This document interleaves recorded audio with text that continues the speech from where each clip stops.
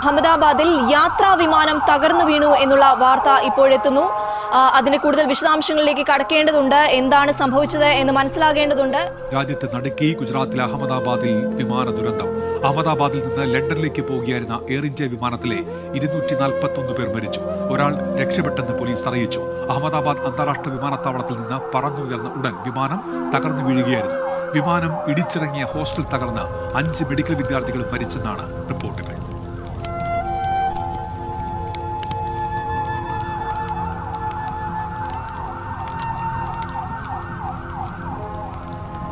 അവർ അമ്മമാരായിരുന്നു, അച്ഛന്മാരായിരുന്നു, കുട്ടികളായിരുന്നു. സ്വപ്നങ്ങളും വാഗ്ദാനങ്ങളും പൂർത്തിയാക്കാത്ത കഥകളും വഹിച്ചുകൊണ്ടുള്ള യാത്രക്കാർ. ചിലർ പ്രതീക്ഷ കണ്ടെത്തുകയായിരുന്നു, മറ്റുള്ളവർ സന്തോഷത്തിലേക്ക് മടങ്ങുകയായിരുന്നു.